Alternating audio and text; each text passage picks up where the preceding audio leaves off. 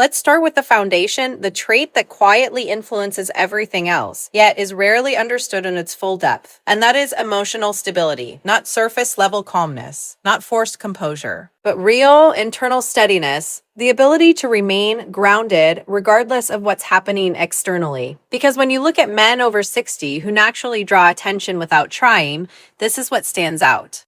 It's not appearance, it's not status alone, it's how they carry themselves emotionally. They don't react, they respond. And that distinction changes everything. Most people are governed by their environment. If something goes wrong, their mood shifts. If they feel challenged, they become defensive. If they feel uncertain, they seek reassurance. Their emotional state is constantly being pulled by external forces.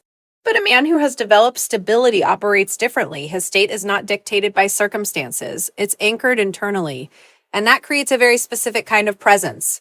Because when someone is emotionally stable, you feel it before you even understand it. There's no urgency in how they speak, no tension in how they react, no need to prove, defend, or control every moment. They're simply there, calm, aware, and grounded. And that grounded presence creates something most people are unconsciously searching for: safety. Now, when we talk about safety here, we're not talking about physical protection. We're talking about emotional safety. The sense that you can relax around someone without feeling judged, rushed, or destabilized. In a world where so many interactions are unpredictable, emotionally charged, or performance-driven, that kind of stability stands out immediately. It feels rare, and rarity attracts attention. But here's the deeper psychological layer. Emotional stability signals competence, not just in life, but in self-mastery. It suggests that this person has faced challenges, navigated uncertainty, and developed control over their internal world. That kind of control is not something you can fake consistently. It's built over time, through experience, through reflection, through growth, and people recognize that even if they can't articulate it. This is why younger men often struggle in this area. They may have energy, ambition, even confidence in certain situations, but their emotional state is still reactive. It fluctuates, it depends on outcomes. And that inconsistency creates subtle tension in interactions. But when a man becomes emotionally stable, that fluctuation disappears. There's a consistency in how he shows up. Whether things are going well or not, his presence remains steady. And that steadiness builds trust, because people trust what they can predict. Now, this doesn't mean being emotionless. That's a common misunderstanding. Emotional stability is not about suppressing feelings. It's about managing them. It's about experiencing emotion without being controlled by it. Being able to feel frustration without reacting impulsively, to feel excitement without losing composure, to feel pressure without collapsing under it, it's control without rigidity. And that balance is incredibly attractive because it creates freedom in the interaction. When someone knows that your emotional state is not fragile, not easily shaken, they relax. They don't feel like they have to manage you. They don't feel like one wrong move will disrupt everything. There's space to be natural, to engage without overthinking. And that space is where connection grows. Now, here's the key. Emotional stability is not something that comes automatically with age. It comes with intention. There are plenty of people who grow older without ever developing it. So it's not the number of years that creates this trait. It's what you've done with those years. Have you learned from your experiences? Have you reflected on your reactions? Have you built awareness around your emotional patterns? Because without that work, time alone doesn't change anything. But when that work is done, the result is undeniable. You become less reactive, more intentional, more grounded. You stop being pulled by every external situation and start operating from a place of internal control. And that's where true attraction begins, because in the end, people are not drawn to perfection. They're drawn to stability, to someone who can hold their ground, who can remain centered, who doesn't need the world to be perfect in order to feel okay. Develop that and you don't need to chase attention. Because calm, controlled presence doesn't compete, it commands. Now, once emotional stability is in place, something else begins to emerge naturally, and that is presence. Not performance, not effort, not trying to impress, but the ability to be fully there in the moment. And this is where the difference becomes unmistakable. Most people, especially in today's world, are not truly present. They're distracted, thinking about what to say next, how they're being perceived, how to maintain attention, how to create an impression. Their focus is divided. Part of them is in the conversation, but another part is managing an internal dialogue. That split is felt because when someone is performing, even subtly, there's a kind of tension in the interaction. It feels like something is being constructed rather than experienced. You're not connecting with the person You're engaging with their effort, but when a man operates from presence, all of that disappears. He's not trying to impress, so there's nothing forced in his behavior. He listens without interruption, without rushing to respond, without mentally preparing his next line while the other person is still speaking. And that level of attention is rare because most people don't listen to understand, they listen to reply. Presence changes that dynamic completely. It creates a sense that what's being said actually matters, that the moment itself has value. And when someone feels that kind of attention, they naturally open up more. They become more expressive, more engaged, more comfortable because they feel seen. Now, here's the deeper psychological layer. Presence signals confidence, not the loud, attention-seeking kind, but the quiet, grounded kind, the kind that doesn't need validation to exist. When you're fully present, it means you're not distracted by self-doubt, not preoccupied with approval, not trying to control the outcome. You're simply there. And that simplicity is powerful because it removes pressure from the interaction. There's no need to perform, no need to match energy artificially, no need to keep things constantly exciting. The conversation can breathe, it can move naturally without being pushed or managed. And that natural flow is what creates depth. This is why men over 60 who have developed this trait stand out so clearly. They've moved past the phase of trying to prove themselves. They're not chasing attention, they're choosing where to place it. And that shift changes everything because attention, when given intentionally, becomes valuable. When you're selective with your focus, when you're not giving it away to everything and everyone, it carries weight. People feel it. People feel it. They recognize that your presence is not automatic. It's intentional. And that makes the interaction feel more meaningful. Now, contrast this with performance-driven behavior. When someone is constantly trying to impress, telling stories to gain approval, exaggerating experiences, trying to be overly entertaining, it creates a different kind of energy. It may grab attention briefly, but it doesn't create connection because it's focused on output, not understanding. Presence, on the other hand, is focused on awareness. It's about observing, listening, responding in a way that aligns with what's actually happening in the moment. It's subtle, but it's incredibly effective because it allows the interaction to unfold rather than forcing it into a specific direction. And here's where it becomes even more important. Presence is not just about how you engage with others, it's about how you experience yourself in the moment. When you're present, you're not caught up in overthinking. You're not replaying past moments or projecting future outcomes.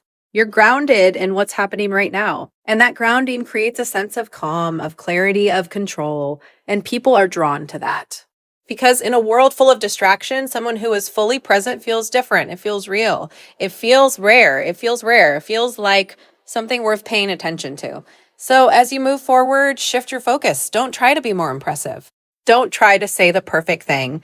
Instead, train yourself to be more present, to listen more deeply, to engage more intentionally. Because in the end, people may forget what you said, but they will always remember how you made them feel in that moment. And presence is what makes that feeling real. Now, when emotional stability and presence come together, something else begins to form naturally, and that is clarity.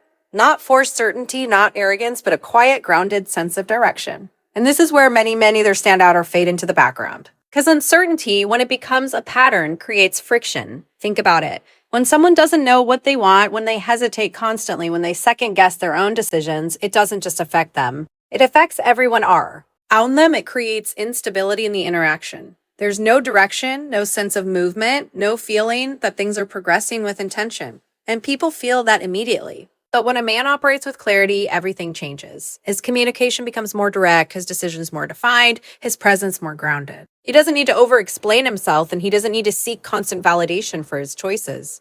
There's a sense that he knows where he stands, even if everything around him is still evolving. And that creates trust, because trust is not just built on kindness or connection, it's built on predictability, on knowing that the person you're interacting with is consistent in how they think, how they act, and how they respond. Clarity provides that consistency. It removes ambiguity. Now let's go deeper into what clarity actually means. Clarity is not about having every answer. It's not about controlling every outcome or knowing exactly how everything will unfold. It's about knowing your values, your intentions, and your direction, and being able to express them without hesitation. It's internal alignment. When you're clear internally, your external behavior reflects that. You don't send mixed signals. You don't fluctuate between extremes. You don't create confusion because you're not confused yourself. And that internal alignment is something people recognize, often without being able to articulate it. It feels stable. And stability, as we've already established, is deeply attractive. Now, here's where many people misunderstand this concept. They think decisiveness means dominance, that you have to control the situation, take charge aggressively, or impose your direction on others. But that's not clarity, that's control. Real clarity is calm. It's the ability to make decisions without pressure, to express preferences without force, to guide an interaction without overpowering it. There's no need to push because the direction is already clear. And when direction is clear, others can choose to align with it or not. And that choice is important because attraction is not about forcing alignment. It's about creating an environment where alignment feels natural. When a woman senses that you know what you want, that you're comfortable expressing it, and that you're not dependent on her response to validate it, something shifts. She relaxes because there's no confusion to manage, no mixed signals to interpret. The interaction becomes simpler, more direct, more grounded. And in that simplicity, connection becomes easier. Now, let's look at the opposite. When there's a lack of clarity, everything becomes uncertain. Plans are vague, communication is inconsistent, intentions are unclear. And that uncertainty creates subtle tension. It forces the other person to compensate, to guess, to interpret, to fill in the gaps. And over time, that becomes exhausting because people are not drawn to confusion. They're drawn to direction. This is why clarity doesn't just attract, it stabilizes. It gives the interaction structure without making it rigid. It allows things to move forward without forcing them, and that balance is what makes it so powerful. But here's the key. Clarity must be genuine. It cannot be performed. You can't pretend to be decisive if internally you're uncertain. That disconnect will show up in your behavior. So the real work is internal. It's about understanding yourself, your values, your boundaries, your intentions, so that when you express them, they come from a place of truth. And truth doesn't need to be loud to be felt. So as you move forward, don't focus on trying to control every situation. Focus on becoming clear within yourself. Know what you stand for, know what you want, and express it calmly without pressure. Because in the end, people are not drawn to those who have all the answers.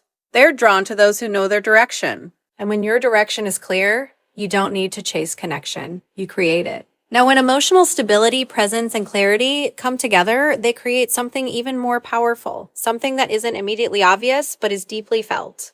And that is the absence of neediness. This is where attraction shifts from effort to gravity, because most people, without realizing it, operate from a place of subtle need. They seek validation, approval, reassurance. They look for signs that they are being liked, accepted, chosen. And while that's human, when it becomes visible in behavior, it creates pressure in the interaction. Neediness doesn't announce itself loudly, it shows up in small ways. It's in the urge to fill silence because you're uncomfortable with stillness. It's in over-explaining yourself to avoid being misunderstood. It's in constantly checking for reactions, adjusting your behavior to maintain approval. It's in trying to impress rather than simply express. And all of that creates tension. Because the interaction stops being natural, it becomes conditional driven by the need for a certain outcome. And when someone feels that underlying need, even subtly, it shifts the dynamic. Instead of feeling free to engage, they feel responsible for maintaining your state. And responsibility reduces attraction. Now contrast that with a man who is not operating from need. He's engaged but not dependent. He's interested but not attached to a specific outcome. He's present but not seeking constant validation from the interaction. There's a sense of self-sufficiency in how he shows up, and that self-sufficiency creates space. Because when you're not trying to take something from the interaction, the other person doesn't feel pressured to give anything. There's no hidden agenda, no subtle demand, no emotional weight being placed on the moment. And that absence of pressure allows the interaction to breathe. It becomes lighter, more natural, more real. Now, here's the deeper psychological layer. Non-neediness signals abundance, not necessarily material, but internal. It suggests that your sense of self is not dependent on external approval, that you're comfortable within yourself regardless of how the interaction unfolds. And that kind of internal security is rare because most people are still negotiating their self-worth through how others respond to them. They rise when they receive approval, and they fall when they don't. Their emotional state is tied to external feedback. But when you're not operating from that place, you become stable. You're not chasing attention, you're choosing where to place yours. You're not trying to hold on to the moment, you're allowing it to exist without forcing it to continue, and that shift changes how you're perceived. Because it signals value without needing to declare it. Now, this doesn't mean being detached or indifferent. That's another common misunderstanding. Non-neediness is not about not caring. It's about not depending. You can be fully engaged, fully interested, fully present without needing the interaction to validate you. It's a balance. And that balance is what creates intrigue. Because when someone senses that you're not trying to impress them, not trying to win them over, not trying to secure something from them, it changes their curiosity. They start to lean in, not because they feel pressured, but because they feel free to explore the interaction on their own terms. And freedom is attractive. Now let's look at the opposite. When neediness is present, even in subtle ways, it creates a sense of urgency, a feeling that something needs tea. Happen, that the interaction needs to go somewhere, that there's an expectation attached. And that urgency disrupts the natural flow. Because attraction doesn't grow under pressure, it grows in space. This is why men who have developed this trait later in life stand out so clearly. They've moved beyond the need to prove themselves. They're not chasing every opportunity, not reacting to every signal. They're selective, intentional, grounded. And that grounded nature creates a different kind of energy, one that draws people in without effort. So as you move forward, shift your focus. Don't ask yourself how to get more from the interaction. Ask yourself whether you're bringing pressure into it. Notice where you're seeking validation, where you're trying to control the outcome, and then let go of that need. Because in the end, the moment you stop needing the interaction to go a certain way is the moment it starts to work in your favor. And when you reach that point, you don't attract through effort, you attract through who you are. Now, when you combine emotional stability, presence, clarity, and the absence of neediness, something deeper begins to emerge, something that cannot be faked, rushed, or manufactured, and that is depth. Because depth is what separates a momentary interaction from a meaningful one. Most conversations today operate on the surface. They revolve around predictable topics, rehearsed responses, safe exchanges that don't require much thought or vulnerability. And while those interactions may be easy, they rarely leave an impact. They're forgotten almost as quickly as they happen. But when a man brings depth into an interaction, everything changes. Depth is not about saying complicated things. It's not about trying to sound intelligent or philosophical. It's about perspective. It's about the ability to see beyond the obvious, to connect ideas, to speak from experience rather than assumption. And experience carries weight.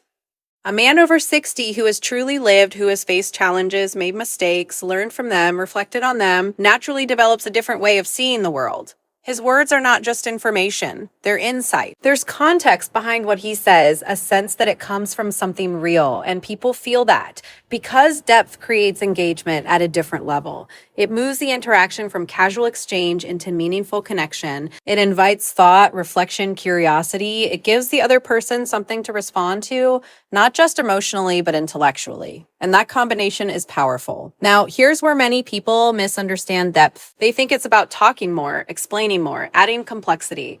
But true depth is often simple. It just carries meaning. It's not about how much you say, but how much substance is behind it. A single sentence, when grounded in real experience, can carry more impact than 10 minutes of surface-level conversation.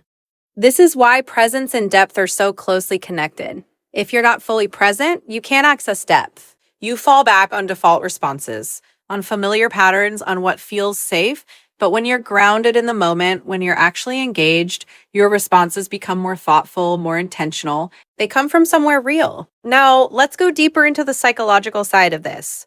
Depth signals maturity. It suggests that you've gone beyond immediate gratification, beyond the need for constant stimulation. It shows that you're capable of reflection, of understanding nuance, of seeing multiple layers in a situation. And that kind of thinking is rare because most people are conditioned to stay at the surface. Quick interactions, quick judgments, quick conclusions, but depth requires patience. It requires the ability to slow down, to observe, to process before responding.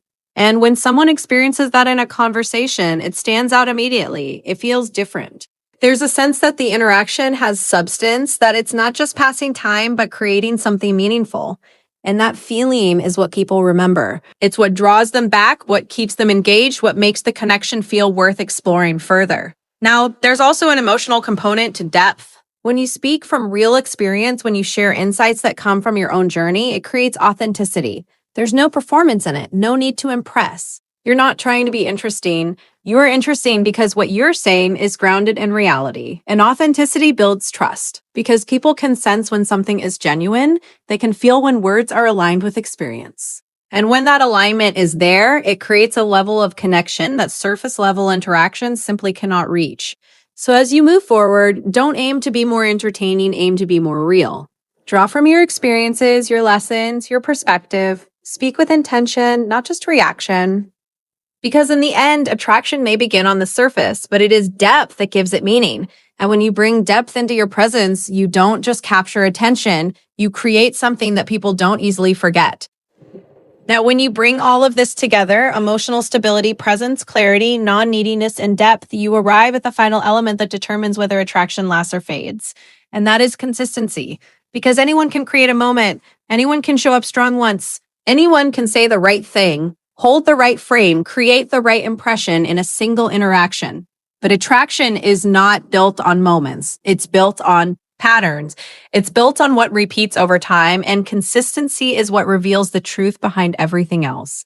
This is where many people fall short. They focus on intensity instead of reliability. They try to create peaks, high energy moments, strong impressions, memorable interactions, but they fail to sustain the qualities that created those moments in the first place. And without consistency, even the strongest moment fades because people don't trust what they can't predict. Now, understand this clearly. Consistency is not about being rigid or repetitive. It's not about saying the same things or acting in a fixed way. It's about alignment. It's about showing up with the same core qualities regardless of the situation. If you are calm, you remain calm under pressure. If you are present, you remain attentive over time. If you are clear, you remain direct and grounded in your communication. That alignment creates stability. And stability builds trust, because when someone experiences you over time and sees that your behavior doesn't fluctuate based on mood, environment, or external validation, something shifts internally for them. They stop questioning, they stop analyzing, they begin to relax into the interaction because they know what to expect. Now let's go deeper into why this matters psychologically. Human beings are naturally drawn to what feels secure, not boring, but stable in a positive way. There's a difference. Boredom comes from lack of engagement. Stability comes from reliability. And reliability allows emotional investment to grow. Because without consistency, there's always uncertainty. And uncertainty, when prolonged, creates hesitation. It prevents deeper connection from forming because there's always a question in the background. Will this last? Is this real? Or is this just a phase? But when consistency is present, that question disappears. The I. Interaction moves from temporary to trustworthy. This is why men who develop this trait later in life stand out so clearly. They've moved beyond impulsive behavior. They don't operate based on fleeting emotions or momentary desires. Their actions are more measured, more intentional, more aligned with who they are. And that alignment is what makes their presence feel solid. Now, here's the critical part. Consistency is not just about how you show up when things are easy. It's about how you show up when things are uncertain, when there's pressure, when the situation isn't ideal. That's where it's tested, because anyone can be calm when everything is going well. Anyone can be present when the interaction is smooth, but when challenges arise, when there's unpredictability, that's when your true level of consistency is revealed. And that's what people pay attention to. They notice whether your behavior shifts, whether your energy becomes unstable, whether your communication changes. And based on that, they decide how much they can trust the connection. So consistency is not just repetition, it's integrity over time. It's the ability to remain aligned with yourself regardless of external conditions. And when you operate from that place, you create something rare, a sense of certainty in an uncertain world. And people are drawn to that because it gives them something to rely on, something that feels real, not temporary, something that doesn't need constant validation to exist. So as you move forward, don't focus on creating perfect moments. Focus on showing up consistently. Focus on aligning your actions with your values, your presence with your intentions, your behavior with your understanding, because in the end, attraction may begin with what you do, but it is sustained by who you consistently are. And when your consistency becomes your identity, you don't just create conic. So you become someone people can trust.